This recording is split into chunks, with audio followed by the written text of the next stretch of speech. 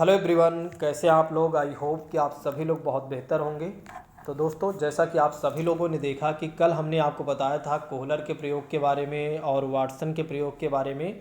तो आज जो हमारी चर्चाएं होंगी वो होंगी एक तरीके से अभिवृद्धि और विकास में क्या अंतर है, यानी कि ग्रोथ एंड डेवलपमेंट में क्या अंतर है, इसके बारे में हम समझेंगे। आइए समझते हैं, किसी और बात की चर्चा ना करते हुए सीधा आते हैं आज के अपने क्लास पर। तो अभिवृद्धि और विकास में क्या अंतर है, पहली बात करते हैं कि अभिवृद्धि जो होती है एक निश्चित समय तक, यानी कि एक निश्चित आयु तक चलने वाली एक प्रक्रिया है। बिल्कुल, अभिवृद्धि जो है एक तरीके से एक निश्चित आयु तक चलने वाली एक प्रक्रिया है। जैसे कि आप देखिए कि किसी भी बच्चे की हाइट बढ़ेगी तो ज़्यादा से ज़्यादा आप देखिए कि 21 साल या लास्ट कह सकते हैं 22 साल तक ही हाइट बढ़ती है। उसके बाद विकास की बात करते हैं तो विकास क्या है, जीवन पर्यंत चलने वाली प्रक्रिया है, जो कि हम सभी लोग जानते हैं। नेक्स्ट बात करते हैं कि अभिवृद्धि देखा जाए तो संकुचित अवधारणा है, ये भी पूछा जा चुका है हमारे एग्जाम में। ठीक है, तो कैसी अवधारणा है, अभिवृद्धि जो है एक तरीके से संकुचित अवधारणा है। लेकिन विकास क्या है, विकास एक व्यापक अवधारणा है, इस बात को भी ध्यान रखिएगा। अभिवृद्धि जो होती है वो शारीरिक होती है। बिल्कुल, आप देखते हैं कि हाइट वेट का जो बढ़ना जो हमें दिखाई देता है वो है शारीरिक रूप से जो हमें दिखाई देता भी है। ठीक है, दूसरी बात करते हैं कि विकास जो होता है आंतरिक और बहुपक्षीय होता है, इस बात को भी ध्यान रखिएगा।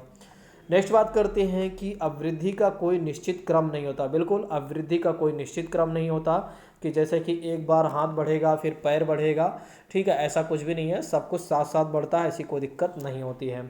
नेक्स्ट बात करते हैं कि विकास का लेकिन निश्चित क्रम होता है। ठीक है, तो इस बात को ध्यान रखिएगा कि इस आयु में इतना विकास होगा, इस आयु में इतना विकास होगा, इस आयु में इतना विकास। जैसे आपने देखा है कि शैशवावस्था में बच्चे का निश्चित ही विकास हो पाता है, फिर बाल्यावस्था में भी निश्चित विकास हो पाता है, फिर उसके बाद की अवस्था में भी आप देखते हैं कि निश्चित ही विकास हो पाता है, यानी कि एक निश्चित क्रम में ही विकास होता है। नेक्स्ट बात करते हैं, अब वृद्धि को मापा या तौला जा सकता है। बिल्कुल, अगर किसी बच्चे की हाइट बढ़ती है, किसी बच्चे की हाइट बढ़ती है तो आप क्या कर सकते हैं, माप सकते हैं। अगर किसी बच्चे का वेट बढ़ता है तो उसके बाद तौल सकते हैं।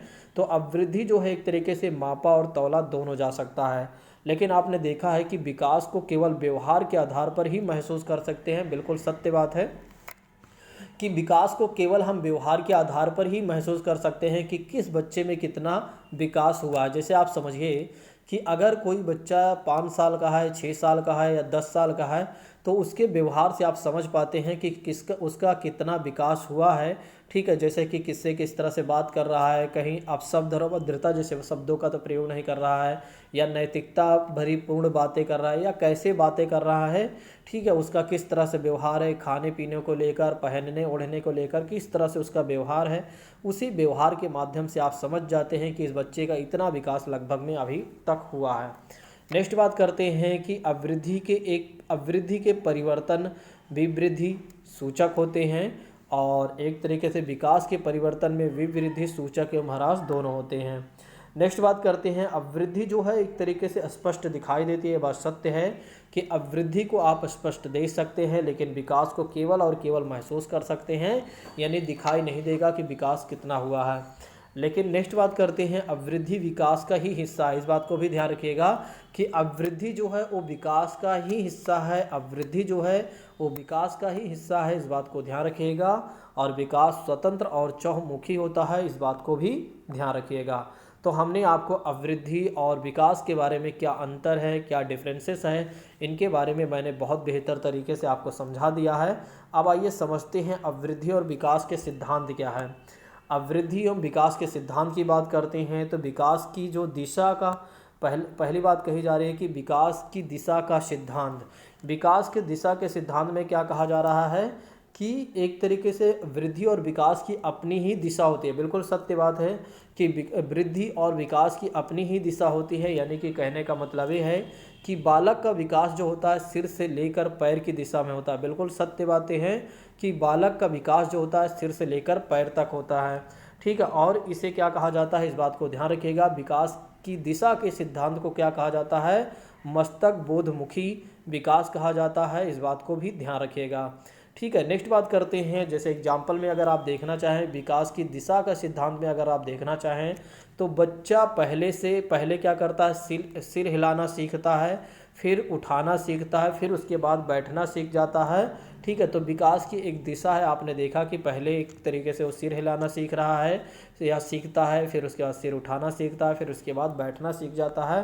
तो यह है विकास की दिशा का सिद्धांत है, इस बात को ध्यान रखिएगा।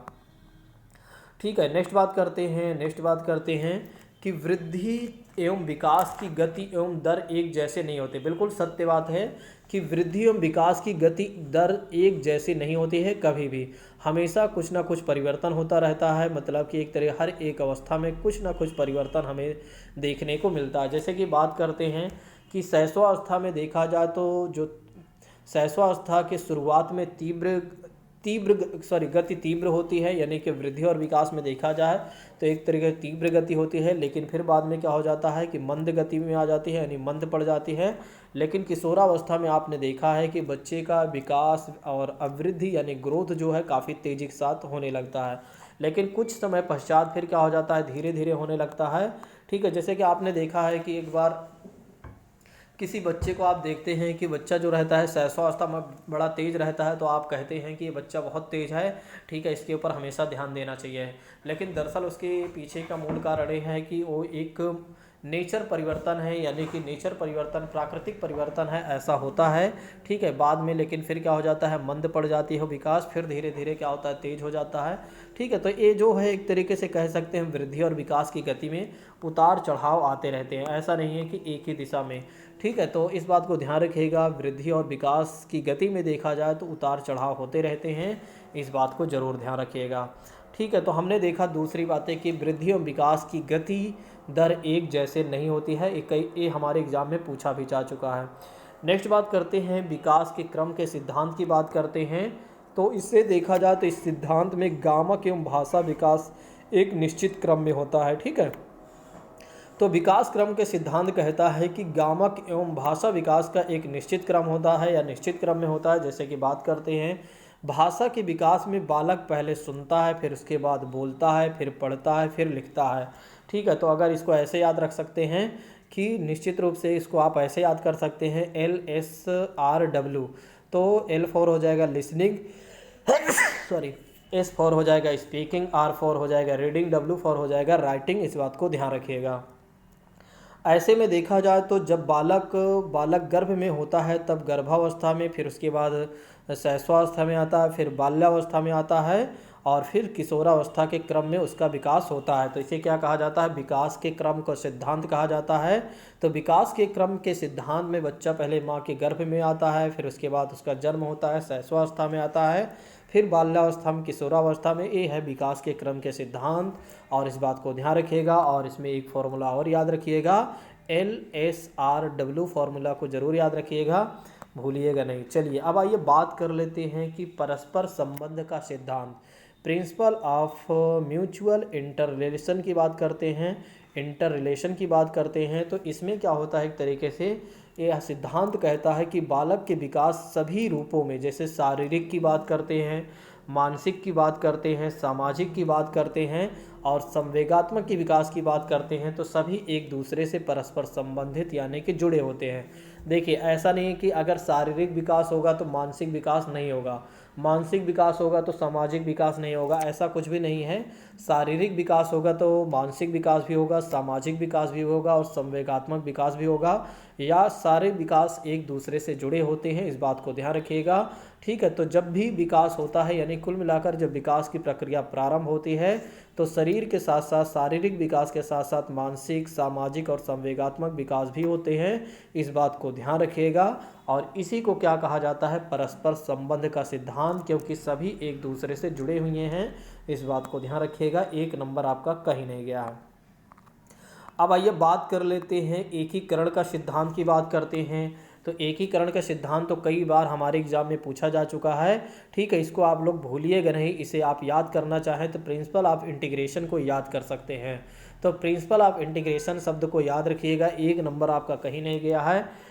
यह सिद्धांत कहता है कि पहले संपूर्ण अंगों को, बालक क्या करता है, पहले संपूर्ण अंगों को तथा फिर अंगों के भागों को चलाना सीखता है। यानी कि यहाँ कहने का मतलब ये है कि पहले हाथों को चलाना सीखता है, फिर अंगुलियों को चलाना सीखता है, फिर बाद में हाथ व पैर दोनों को एक साथ चलाना सीख जाता है तो उसी को क्या कहा जाता है, इन प्रिंसिपल ऑफ इंटीग्रेशन कहा जाता है, एकीकरण का सिद्धांत।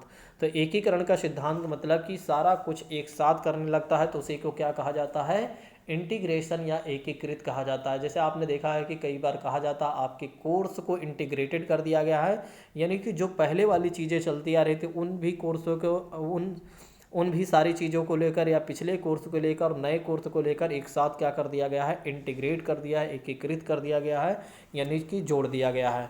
ठीक है, तो उसी तरह से है विकास के क्रम के सिद्धांत में देखा जाए तो बच्चा पहले हाथ को फिर अंगुलियों को चलाना सीखता है, फिर बाद में हाथ और पैर दोनों को एक साथ चलाना सीख जाता है तो उसी को क्या कहते हैं, एकीकरण का सिद्धांत कहते हैं। विकास लंबवत ना होकर वर्तुलाकार या चक्राकार होता है, बिल्कुल इस बात को ध्यान रखिएगा। ठीक है, आपने कई बार देखा है कि इस तरह के प्रश्न हमारे एग्जाम में ज़रूर पूछे जाते हैं कि विकास के क्रम में विकास लंबवत होकर होता है या लंबवत या वर्तुलाकार होता है। तो आप लोग ध्यान रखिएगा, विकास जो होता है लंबवत नहीं होता है बल्कि क्या होता है, वर्तुलाकार होता है। ठीक है, इस बात को ध्यान रखिएगा। ठीक है, तो चलिए नेक्स्ट बात करते हैं वंशानुक्रम व वातावरण की अंतः प्रक्रिया का सिद्धांत। अभी किसी ने इसमें प्रश्न पूछा भी था, वंशानुक्रम तथा वातावरण की अंतः क्रिया के सिद्धांत में। देखिए इसको समझ लीजिए, बालक की वृद्धि एवं विकास में इन दोनों का समान महत्व। देखिए बालक के चाहे वृद्धि की बात करते हैं और चाहे विकास की बात करते हैं, दोनों में समान महत्व है, दोनों का समान एक तरीके से इम्पोर्टेंस है। इस बात को ध्यान रखिएगा, दोनों ही क्रूशियल हैं, चाहे वंशानुक्रम की बात करें और चाहे वातावरण की बात करें। यानी कि यहाँ कहने का मतलब ये है कि बालक का विकास न केवल वंशानुक्रम और वातावरण के कारण होता है एक के कारण होता है, बल्कि दोनों के कारण यानी दोनों की अंतः प्रक्रिया के कारण अंतः क्रिया के कारण ही विकास होता है। इस बात को ध्यान रखिएगा। जैसे इसको समझिएगा आप लोग, परिवार में छोटा बच्चा अपने से बड़ों को देखकर सुनकर व अनुकरण करते हुए सीखता है। ठीक है, तो इस बात को ध्यान रखिएगा कि वंशानुक्रम तथा वातावरण जो है विकास की प्रक्रिया में दोनों ही महत्वपूर्ण हैं, कोई एक महत्वपूर्ण अलग में नहीं है। इस बात को ध्यान रखिएगा। नेक्स्ट बात करते हैं व्यक्तिगत विभिन्नता के सिद्धांत की बात करते हैं। तो आपने देखा है कि सभी बालक हो या बालिका सभी में कुछ ना कुछ इंडिविजुअल डिफरेंसेस यानी वेरिएशन पाए जाते हैं। जैसे कि बात करते हैं एक ही आयु के दो बालक तथा बालिकाओं के शारीरिक, मानसिक, भाषा और संवेगात्मक विकास में भिन्नता होती है।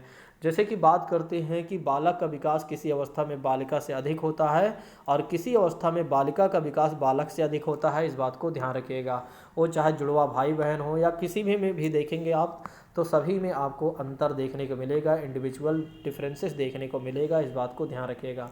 अब आइए समझ लेते हैं कि व्यक्तिगत विभिन्नता पर आधारित कुछ प्रविधियां के बारे में बात देख लेते हैं कि व्यक्तिगत भिन्नता पर आधारित प्रविधियां की बात करते हैं।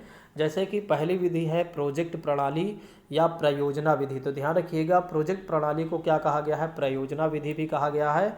और इसके जन्मदाता कौन हैं, अमेरिका। इसके जन्मदाता जो हैं अमेरिका के किलपैट्रिक महोदय हैं। इस बात को ध्यान रखिएगा। तो प्रोजेक्ट प्रणाली के जन्मदाता कौन हैं, किलपैट्रिक महोदय हैं। वे कहाँ के थे, तो अमेरिका के थे। इस बात को ध्यान रखिएगा। इसके अनुसार या इनके अनुसार देखा जाए तो प्रोजेक्ट पूरे मन से किया जाने वाला एक उद्देश्यपूर्ण कार्य होता है। बिल्कुल सत्य बात है कि किसी भी क्षेत्र में आप कोई भी प्रोजेक्ट आप लेते हैं तो पूरे मन से आप करते हैं। आप बोलते हैं जैसे कि ये मेरा प्रोजेक्ट है, या बच्चों को कोई प्रोजेक्ट दे दिया जाता है कि उन्हें क्या करना है, लाइटिंग से संबंधित कोई काम बना के लाना है, कोई घर बना के लाना है या मिट्टी के खिलौने लेकर आना है। तो क्या है, एक तरीके से वो एक तरीके से प्रोजेक्ट है और उसको जब बच्चे करते हैं तो बहुत ही मन से करते हैं और वो उनके लिए उद्देश्यपूर्ण कार्य होता है जो कि सामाजिक वातावरण में संपन्न होता है। ठीक है, तो बच्चों के संदर्भ में देखा जाए तो ये सब सारा कुछ जो होता है सामाजिक वातावरण में संपन्न होता है। और यह प्रणाली जो है ये कहती है करके सीखने पर बल देती है। ठीक है, लर्निंग बाय डूइंग की बात करती है। तो यह प्रणाली कहता है या कहती है कि एक तरीके से बच्चे को हमेशा करके सीखने पर जोर देना चाहिए, जिससे बच्चे जब स्वयं करेंगे किसी चीज़ को तो वे जल्दी सीखेंगे और जल्दी उन्हें सारा कुछ समझ में आएगा। इस बात को ध्यान रखिएगा। ठीक है, तो और नेक्स्ट बात करते हैं कि इस विधि में देखा जाए तो समूह का प्रत्येक सदस्य अपनी रुचि योग्यता के अनुसार एक कार्य करता है। बिल्कुल सत्य बात है। और योजना के पदों में परिस्थिति निर्माण, चयन, नियोजन, पूर्ण करना, मूल्यांकन और अंकन प्रमुख होता है। जैसे कि मिट्टी के बर्तन हमने आपको बता ही दिया। नेक्स्ट बात करते हैं, अगली प्रणाली कौन सी है? अगली प्रणाली है विनेटिका प्रणाली या इकाई प्रणाली। तो ध्यान रखिएगा, कई बार इकाई प्रणाली भी देकर पूछा जाता है। इसके बारे में बात करते हैं तो यह योजना जो है इलिनॉयस के विनेटिका स्कूल में डॉक्टर कार्लटन वासबर्न के द्वारा तैयार किया गया। तो इस योजना में भी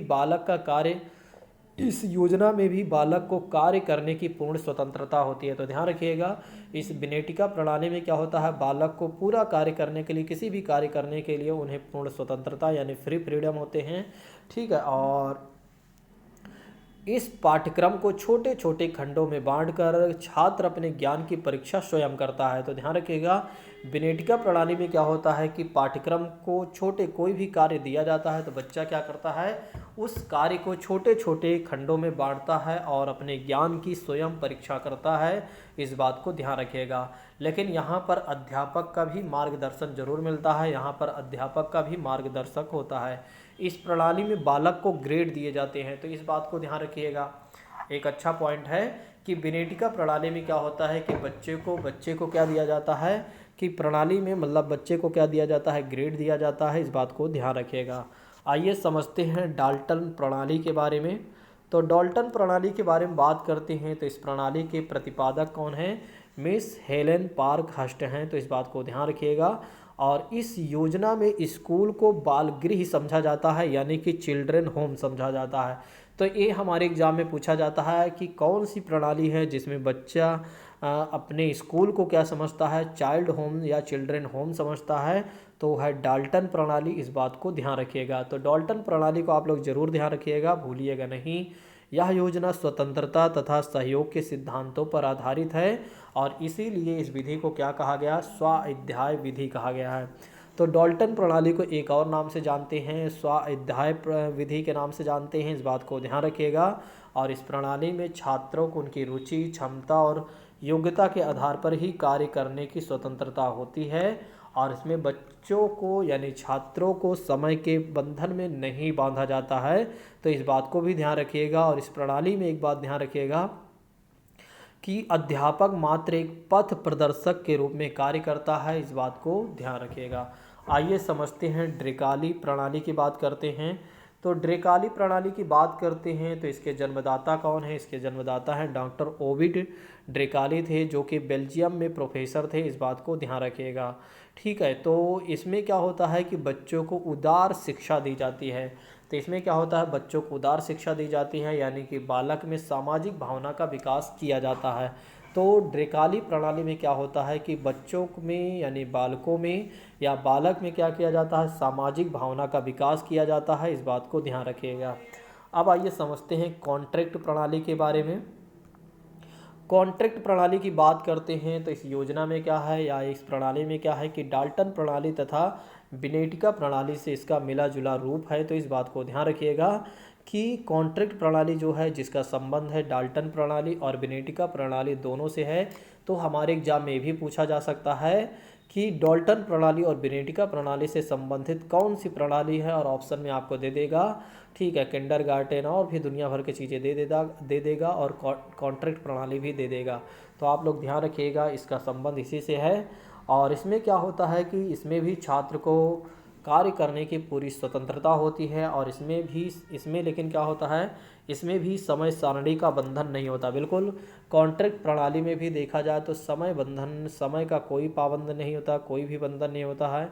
ठीक है, क्योंकि छात्र चाहे तो 1 वर्ष का कार्य 8 महीने और 1 वर्ष का कार्य 8 महीने में भी पूरा कर सकते हैं। इस बात को ध्यान रखिएगा। और किसी कारण से नहीं कर पाए तो अगले वर्ष भी उस कार्य को कर सकते हैं या कारणों का जानने का प्रयास किया जा सकता है। तो कॉन्ट्रैक्ट प्रणाली को भी आप लोग ध्यान रखिएगा। आइए समझते हैं अभिक्रमित अनुदेशन की प्रणाली की बात करते हैं। देखिए इसमें क्या है कि यह भी एक तरीके से विनेटिका प्रणाली का ही मिला जुला रूप है। तो विनेटिका प्रणाली अभी हमने आपको समझाया था। जिस प्रकार विनेटिका प्रणाली में पाठ्य पुस्तकों को छोटी छोटी इकाइयों में बांट लिया जाता है, वैसे ही देखा जाए तो इस प्रणाली में भी किया जाता है। इसमें भी समय सीमा का कोई बंधन नहीं होता है और इन इकाइयों में इन इकाइयों में से एक एक इकाई का साथ लेकर पूरा करना होता है।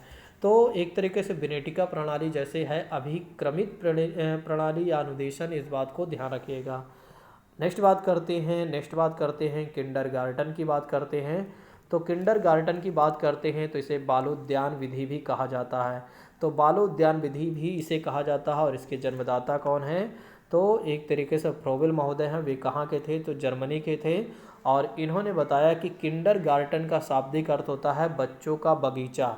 क्या होता है? बच्चों का बगीचा होता है या बालोद्यान होता है। मतलब कि यहाँ पर इस विधि में इन्होंने समझाने का प्रयास किया, शिक्षक को एक माली समझा जाता है और बच्चे को एक पौधा समझा जाता है। तो ध्यान रखिएगा, टीचर एक माली होता है यहाँ पर और बच्चा एक पौधा होता है और विद्यालय उसका बगीचा होता है। तो इस खेल से आप इसके कहने का अर्थ आप समझ सकते हो कि एक विद्यालय है, उस विद्यालय में क्या है? एक पौधा है और पौधे को सींचने के लिए एक माली है।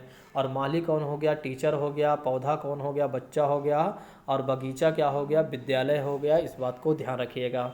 नेक्स्ट बात करते हैं, इस विधि में अगर देखा जाए तो बालक खेल खेल में ही शिक्षा प्राप्त करता है। बिल्कुल सत्य बात है। ठीक है, तो इसीलिए इसे क्या कहा गया है? बालो उद्यान विधि भी कहा गया है। तो इसीलिए इसे क्या कहा गया है? बालो उद्यान विधि भी कहा गया है। इस बात को ध्यान रखिएगा। अगली विधि की बात करते हैं तो मॉन्टेसरी विधि की बात की गई है। मॉन्टेसरी विधि की बात की गई है और इसके जन्मदाता कौन है? डॉक्टर मारिया मॉन्टेसरी महोदय। और वे कहाँ के हैं? तो इटली के हैं। इस बात को ध्यान रखिएगा। इसमें दो चीज़ों पर इसमें क्या किया जाता है? इस प्रणाली में देखा जाए तो कर्मेंद्रियों एवं ज्ञानेंद्रियों के आधार पर ही शिक्षा दी जाती है। तो इसमें कर्मेंद्रियों या ज्ञानेंद्रियों के आधार पर शिक्षा दी जाती है। इसमें एक बात को ज़रूर ध्यान रखिएगा कि यह प्रणाली जो है एक तरीके से मंद बुद्धि बालकों के लिए ही उपयोगी है। तो मंद बुद्धि बालकों के लिए सबसे ज़्यादा उपयोगी विधि अगर कोई है तो है मारिया मॉन्टेसरी प्रणाली। इस बात को ध्यान रखिएगा। ये हमारे एग्जाम में कई बार पूछा जा चुका है कि मंद बुद्धि बालकों के लिए सबसे अच्छी विधि कौन सी है? तो वो है मॉन्टेसरी विधि। देखिए, है तो सारी विधि अच्छी, लेकिन सबसे उपयुक्त विधि की बात करते हैं तो वह है मॉन्टेसरी विधि। इस बात को ध्यान रखिएगा। अगली बात करते हैं तो ह्यूरिस्टिक प्रणाली, जिसे खोज विधि के नाम से भी जाना जाता है।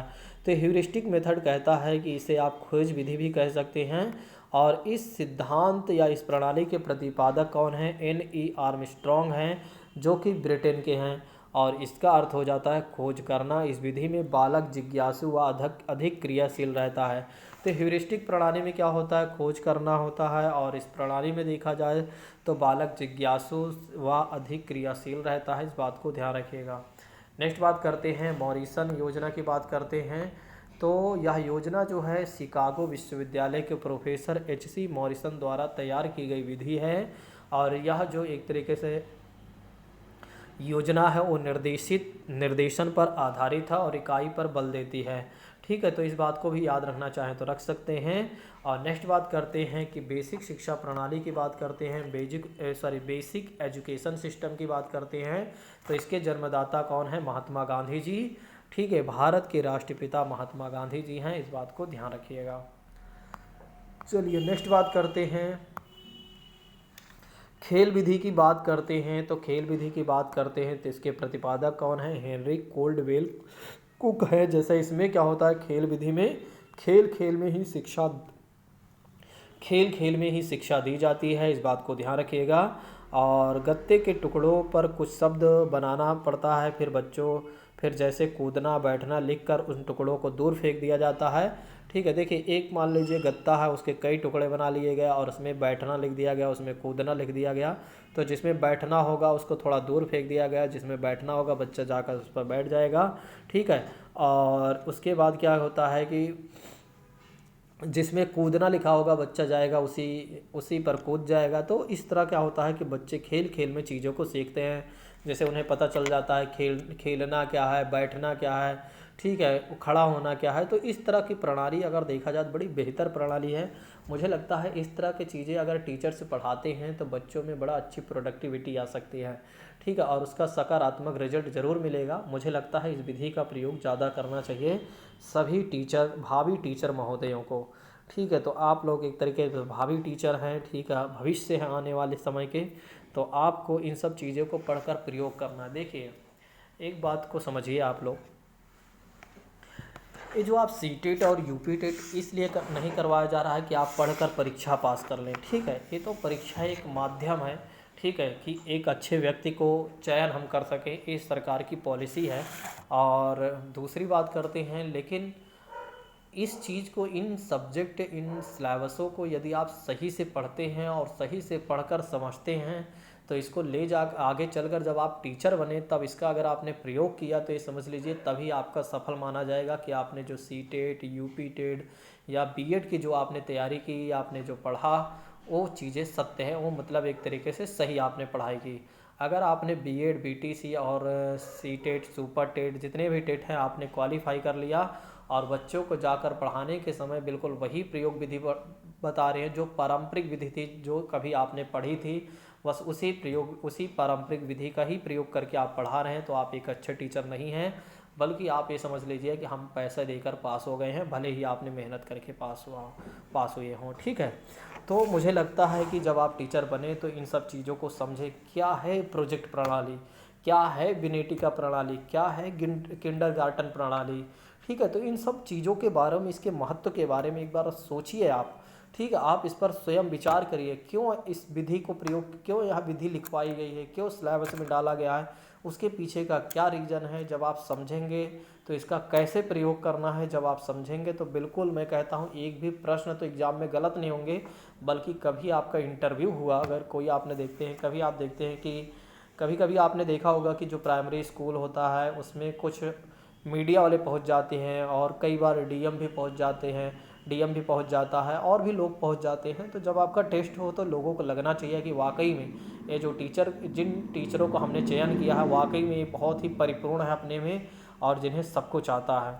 आइए अब समझते हैं कि व्यक्तित्व की परिभाषाओं के बारे में। हम सभी को पता है कि व्यक्तित्व क्या होता है, पर्सनालिटीज़ क्या होता है, ठीक है। तो इसी के लेकिन आइए हम पहले समझते हैं वाटसन महोदय यानी मनोवैज्ञानिकों के अनुसार। मनोवैज्ञानिक कहते हैं, वाटसन साहब कहते हैं कि हम जो कुछ करते हैं वही हमारा व्यक्तित्व है। बिल्कुल ये बात सत्य है। हम जिस तरह से जो कुछ भी करते हैं या हमारा जैसा व्यवहार है वही हमारा व्यक्तित्व है, ठीक है। इस बात को ध्यान रखिएगा। तो व्यक्तित्व को पहचानने का, अब आइए समझते हैं कि व्यक्तित्व के प्रकार के बारे में। टाइप्स ऑफ पर्सनालिटी की बात करते हैं तो देखा जाए तो लगभग प्रथम वर्गीकरण प्रस्तुत करने वाले मनोवैज्ञानिक यूनानी या ग्रीक शरीर शास्त्री हिप्पोक्रेटस थे और हिप्पोक्रेटस के द्वारा वर्गीकरण के सिद्धांत में नेचर ऑफ मैन के अंतर्गत किया गया। हिप्पोक्रेटस ने विशेष रूप से नया रुधिर प्रवृत्ति वाला व्यक्तित्व जोड़ा है और इन्होंने व्यक्तित्व को शरीर द्रव्यों के आधार पर ही 4 भागों में विभक्त किया गया है। जैसे कि बात करते हैं काले पित्त वाले की बात करते हैं, यानी कि ब्लैक बाइल की बात करते हैं, तो इसमें उन लोगों को शामिल किया जाता है जो उदास, मंदिर, निराशावादी रहते हैं। ऐसे व्यक्ति आते हैं काले पित्त वाले में, इस बात को ध्यान रखिएगा। पीले पित्त वाले में देखा जाए तो ऐसे लोग आते हैं जिनके अंदर गुस्सा भरा होता है, जो चिड़चिड़े स्वभाव के होते हैं या इरिटेबल होते हैं। उन्हें कौन सा व्यक्ति माना जाता है, तो पीले पित्त वाले व्यक्ति माना जाता है, इस बात को ध्यान रखिएगा। कफ या श्लेष्मा प्रवृत्ति वाले की बात करते हैं तो पूछा जा चुका है, जिनके भाव शून्य रहते हैं, जो निष्क्रिय रहते हैं, इनएक्टिव रहते हैं। आपने देखा है कि कुछ ऐसे लोग होते हैं, कुछ ऐसे बच्चे होते हैं जो बिल्कुल कुछ कहना ही नहीं चाहते हैं, हमेशा इनएक्टिव रहते हैं, आराम से एंजॉय करते रहते हैं, ठीक है। मतलब एंजॉय का मतलब ये है कि एंजॉय का मतलब इन्हें खेलते कूदते रहते हैं, वो तो एक्टिव हो गया। वे ऐसे रहते हैं जहाँ जाएंगे, कहीं भी जाएंगे तो वहाँ बैठे रहेंगे, मतलब जो काम करेंगे हर एक काम में वे सुस्त रहेंगे, ठीक है। उसी को बोला गया कफ या श्लेष्मा प्रवृत्ति वाले व्यक्ति। रुधिर प्रवृत्ति वाले बात करते हैं, जैसे कि आप सब लोग हैं प्रसन्न, खुशमिजाज, आशावादी व्यक्ति हैं, ठीक है। आशावादी इसलिए हैं कि आप जानते हैं कि आज नहीं कल हम कहीं ना कहीं ज़रूर सेलेक्ट हो जाएंगे और कुछ नहीं तो हम ज़रूर कुछ ना कुछ कर ही लेंगे, ठीक है। सिलेक्शन हो या ना हो, लेकिन हाँ हमें इतना गट्स है कि हम ज़रूर कुछ ना कुछ कर लेंगे, अपने जीवन को अच्छा सफल बना लेंगे, ठीक है। भगवान जी ने हमें एक तरीके से हमारे मेहनत और हमारे कार्यबल को देखते हुए हमें इतनी बुद्धि तो ज़रूर दे ही दिए हैं या दे ही दिया है, ठीक है। आइए आप समझते हैं कि शरीर रचना का दृष्टिकोण या पाश्चात्य दृष्टिकोण के बाद आधार पर देखा जाए तो इसके आधार पर देखा जाए जो तो जर्मन मनोचिकित्सक क्रेस्मर साहब ने हमें क्या बताया है कि व्यक्तित्व के 3 प्रकार होते हैं। व्यक्तित्व के 3 प्रकार होते हैं। पहली बात करते हैं पिकनिक प्रकार की बात करते हैं। तो पिकनिक प्रकार की बात करते हैं तो इसमें ऐसे व्यक्ति शामिल होते हैं जो शरीर कद से छोटे होते हैं, शरीर से भारी होते हैं, मोटे होते हैं और गोलाकार होते हैं, अधिक चर्बी वाले होते हैं, हंसी मजाक करने वाले होते हैं, घूमने फिरने वाले होते हैं, खाने पीने में शौकीन होते हैं, वर्तमान में जीने वाले लोग होते हैं, जिनकी गर्दन छोटी मोटी होती है। ऐसे व्यक्ति को गुस्सा नहीं आता है। पिकनिक प्रकार के, ठीक है, तो ये सब किस में आ जाते हैं, पिकनिक प्रकार के व्यक्तित्व वाले व्यक्ति हैं। ठीक है, इस बात को ध्यान रखिएगा। और इन्हें एक नाम से और जाना जाता है, साइक्लोआइड गोलकाय व्यक्तित्व के नाम से जाना जाता है पिकनिक प्रकार वाले व्यक्ति को, उनके व्यक्तित्व का। ठीक है, तो अब नेक्स्ट बात करते हैं, एथलेटिक की बात करते हैं। तो एथलेटिक को देखा जाए तो ऐसे व्यक्ति का शरीर ना तो अधिक लंबा होगा ना बहुत ज़्यादा छोटा होगा। इनका शरीर काफ़ी मजबूत होगा, ताकतवर होंगे, बलवान और सुडौल काय वाले व्यक्ति होते हैं और स्वयं के क्रोध पर नियंत्रण कर सकते हैं और सामाजिक प्रवृत्ति के होते हैं। न तो ज़्यादा चंचल होंगे न तो ज़्यादा उदासीन होंगे, बल्कि ये परिस्थितियाँ बदलते हुए अपने आप को बदलते रहते हैं और जहाँ ज़रूरत पड़ती है वहाँ अपने आप को समायोजित भी कर लेते हैं, जहाँ जैसे वहाँ वैसे काम करते हैं। ठीक है, इसी कारण इन्हें सामाजिक प्रतिष्ठा भी काफ़ी मिलती है। ठीक है, प्रेस्टीज भी मिलती है और इसीलिए इन्हें क्या कहा जाता है, सुडौल काय व्यक्तित्व कहा जाता है, सुडौल काय व्यक्तित्व कहा जाता है या पुष्ट काय व्यक्तित्व कहा जाता है। इस बात को ध्यान रखिएगा। ठीक है, अब आइए समझते हैं एस्थेनिक प्रकार के व्यक्ति की बात करते हैं। तो ये ऐसे व्यक्ति होते हैं जो शरीर से दुबले पतले, कमज़ोर, चिड़चिड़े स्वभाव वाले होते हैं और एक कल्पना की दुनिया में तो इस तरह खोए रहते हैं, तो ऐसा मानो कि ये हमेशा दुबई में ही रहते हों। तो इस तरह के व्यक्ति होते हैं और इसी कारण ये छोटी मोटी बातों पर भी चिड़चिड़ा हो जाते हैं। कभी कोई व्यक्ति उन्हें अगर डिस्टर्ब कर देता है तो बड़ा उन्हें गुस्सा आती है कि मैं तो अमेरिका में था, आपने मुझे बिना फालतू डिस्टर्ब कर दिया। ठीक है, खाने के लिए आपने मम्मी पूछ लिया। ठीक है, कभी कभी आपने देखा होगा कुछ लोग ऐसे होते हैं और ये मानसिक रोगी भी होते हैं अगर देखा जाए तो। इनमें जो एक तरीके से जो इस प्रकार के प्रवृत्ति वाले जो व्यक्ति होते हैं ना, वो मानसिक पीड़ित भी होते हैं, मानसिक रूप से भी कहीं ना कहीं पीड़ित होते हैं। इसीलिए इसे क्या कहा गया है, सीजोआइड कहा गया है या लंबकाय व्यक्तित्व कहा गया है। इस बात को ध्यान रखिएगा। और किसे कहा गया है, एस्थेनिक प्रकार वाले व्यक्ति की व्यक्तित्व की बात की जा रही है। आइए अब समझते हैं कि सेल्डन महोदय के अनुसार इन्होंने क्या बताया है। तो सेल्डन महोदय ने शरीर की संरचना के आधार पर व्यक्तित्व के 3 प्रकार बताए। देखिए, इन्होंने एक तरीके सेल्डन महोदय ने कहा कि देखिए शरीर के रचना के आधार पर देखिए व्यक्तित्व वाले व्यक्ति को देखिए उनका व्यक्तित्व कैसा होता है। जैसे कि इन्होंने बताया कि गोलाकार, जिसे इंग्लिश में कहा जाता है एंडोमॉर्फिक। देखिए, अगर आप चाहें तो इसकी अंग्रेजी याद कर लें तो ज़्यादा बेहतर होगा। कुछ चीज़ें इंग्लिश भी याद कर लेना चाहिए। भले आप हिंदी के टीचर हैं, लेकिन एट लीस्ट आपको इतना तो समझना ही चाहिए कि हिंदी के टीचर को अंग्रेजी भी आना ज़रूरी है और अंग्रेजी के टीचर को थोड़ा हिंदी भी आना ज़रूरी है, तब ज़्यादा बेहतर होगा। ठीक है, नहीं तो कई बार क्या होता है कि सोचिए कि मान लो एक दिन ऐसा हुआ कि आपके इंग्लिश के टीचर ना रहे। ठीक है, आपकी कोई क्लास है, इंग्लिश के क्लास के टीचर ना रहे तो आपको बोला गया कि आप इंग्लिश ही पढ़ाइएगा इन्हें। तो आप क्या बोलेंगे, नहीं मुझे तो हिंदी आती है, मैं इंग्लिश कैसे पढ़ाऊँगा। तो इतना थोड़ा बहुत इंग्लिश आनी चाहिए कि एटलीस्ट कोई नहीं है तो आप उस सब्जेक्ट को थोड़ा बहुत हैंडल तो कर ही सकें। ठीक है, तो इसलिए मेरा मानना है कि सारे सब्जेक्ट आपको आना चाहिए, लेकिन 1-2 सब्जेक्ट में आप पारंगत रहें जिसमें आप बेहतर कर सकें। ठीक है, लेकिन सारे सब्जेक्ट की जानकारी होना चाहिए। आप सोचिए कि सुपर टेट आपसे 14 सब्जेक्ट क्यों मांग रहा है। क्या वो कह रहा है कि आप विशेषज्ञ बनकर आइए? नहीं, उसको विशेषज्ञ वाले लोग व्यक्ति नहीं चाहिए, क्योंकि उसने बताया है कि हमें विशेषज्ञता वाले या विशेषज्ञता हासिल करने वाले लोगों की ज़रूरत है ही नहीं, क्योंकि हमें पढ़वाना है 1 से लेकर 5 तक, 6 से लेकर 8 तक के बच्चों को पढ़वाना है। तो वहाँ पर हमें विशेषज्ञ वाले, स्पेशल वाले कोई ज़रूरत नहीं है। हमें उन टीचरों की ज़रूरत है, उन अध्यापकों की ज़रूरत है जिन्हें सब कुछ थोड़ा थोड़ा नॉलेज हो और एक आध सब्जेक्ट में अच्छे हों, बस हमें इतना ही चाहिए। ठीक है, इसीलिए आपसे 14 सब्जेक्ट का ज्ञान पूछा जा रहा है, बाकी उसके पीछे का कोई उद्देश्य नहीं है, कुछ लोग तो कहते हैं कि सरकार तो चाहती है कि हमें निकाल दे। ठीक है, सरकार ये नहीं चाहती है। अगर तुम्हें क्यों निकालेगी, निकालना चाहेगी तो पूरे देश के लोगों को निकालेगी। जब पूरे देश के लोगों को निकाल देगी तो फिर कौन टीचर बनेगा? ये तो सोचिए आप। जब 100 बच्चे पास हो रहे हैं, आप फेल हो रहे हैं, तो इसका मतलब ये थोड़ी ना है कि आप गलत, आप सही हैं, बाकी सब गलत हैं। ठीक है, तो बाकी वे लोग सही हैं, आप भी सही हैं। देखिए, ऐसा मत सोचिए कि आप गलत हैं, आप भी अपनी जगह पर सही हैं, आपका सोचना सही है, लेकिन कहीं ना कहीं वे लोग थोड़ा से आपसे बेहतर हैं, इसलिए वे पास हो गए। आइए समझते हैं इसके बारे में। तो गोलाकार की बात करते हैं तो सेल्डन द्वारा वर्गीकृत यह प्रकार जो है क्रेसमर के पिकनिक प्रकार से मिलता जुलता है। तो ध्यान रखिएगा, इंडोमॉर्फिक जो है इसका संबंध किससे है? तो क्रेसमर के पिकनिक प्रकार से मिलना उसका संबंध है, या इससे इसका संबंध बनता है। मोटे, विनोदी, प्रसन्नजित और इसे एंडोमॉर्फिक प्रकार वाले व्यक्तित्व भी कहा जाता है। और इसकी विशेषता यह है कि ये स्वभाव से शिथिल, सामाजिक और मिलनसार व्यक्ति होते हैं। ठीक है, तो इस बात को ध्यान रखिएगा। और इसे क्या कहा गया है? एक और भी बात कहा गया है, इन्होंने व्यक्तित्व के स्वभाव को क्या कहा है सेल्डन महोदय ने? तो व्यक्तित्व के स्वभाव को इन्होंने कहा है बिस्रोटोनिया कहा है, बिस्रोटोनिया कहा है। इस बात को भी ध्यान रखिएगा। नेक्स्ट बात करते हैं आयताकार यानी कि मीसोमॉर्फिक की बात करते हैं। मीसोमॉर्फिक की बात करते हैं तो सेल्डन महोदय ने इसमें बताया कि यह क्रेसमर के एथलेटिक प्रकार से इसका संबंध दर्शाता है, या इससे इसका संबंध है। ठीक है, या इससे मिलता जुलता रूप है। तो एथलेटिक प्रकार से मेसोमॉर्फिक है, इस बात को ध्यान रखिएगा। और इसलिए इसे क्या कहा गया है?